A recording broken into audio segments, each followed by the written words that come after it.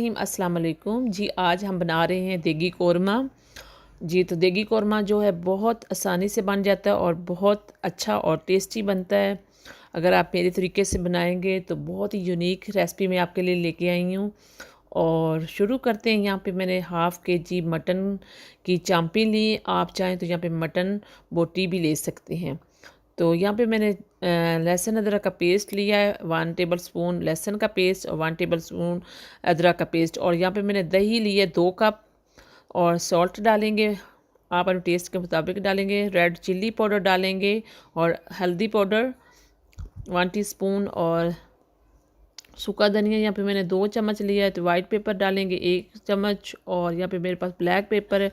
और मेथी जो है ये खुशबू के लिए बहुत अच्छी और बहुत इससे टेस्ट आता है, तो ये भी मैं ऐड कर दूँगी। और इनको हाथ की मदद से बहुत अच्छी तरह से मिक्स कर लेंगे। और यहाँ पे मेरे पास लेमन जूस है और ये भी मैं इसमें ऐड कर दूँगी। और कवर करके रखेंगे 1 घंटे के लिए। और मसाला हमारा तब तक अच्छी तरह से मैरिनेट हो जाएगा। तो यहाँ पे मैंने लिए खड़े मसाले और यहाँ पे मैं ऑयल डालूँगी तकरीबन हाफ़ चम्मच। और ये देखिए इसमें मैंने ऐड कर दिए खड़े मसाले और इनको सोते करेंगे थोड़ा बहुत 1-2 मिनट के लिए इनको सोते करेंगे। और ये जो मैरिनेट मटन है हमने किया वो ये इसमें ऐड कर देंगे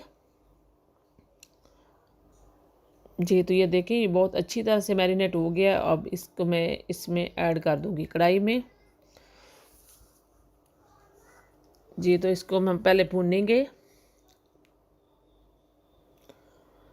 फ्लेम को लो नहीं करना, अपने हाई फ्लेम पे इसको भूनना है। पहले सबसे पहले भून लेंगे और उसके बाद इसमें 1 गिलास पानी डाल के जितना भी आप पानी डालें इसमें जिसमें ये गल जाए।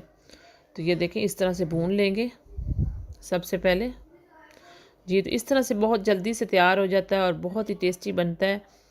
आप चाहें तो गोश्त को गला के और फिर भी उसमें मसाले और मैरिनेट करके इस तरह से बना सकती हैं आप। तो ये देखें मैंने तो ये देखें अगर मेरे तरीके से बनाएंगे तो बहुत ही अच्छी रेसिपी बनती है और बहुत जल्दी बन कर तैयार होती है।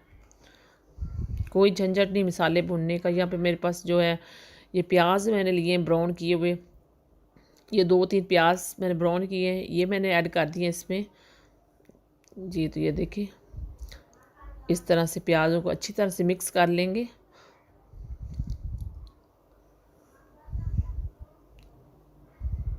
जी। तो ये देखिए इनको भी अच्छी तरह से भून लेंगे साथ मसाले के। और लहसुन अदरक का पेस्ट क्योंकि हमने डाला है इसको भी अच्छी तरह से भून लेंगे और बहुत अच्छी सी खुशबू आने लग जाए।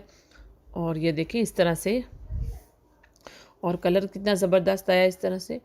तो ये देखें मिक्स करते रहेंगे इस तरह से अच्छी तरह से ताकि हमारी जो ये कढ़ाई है नीचे से लगे नहीं। और ये देखें हमने पानी डाल के इसको अच्छी तरह से पकाया और जो ये मटन है हमारा बिल्कुल गल चुका है।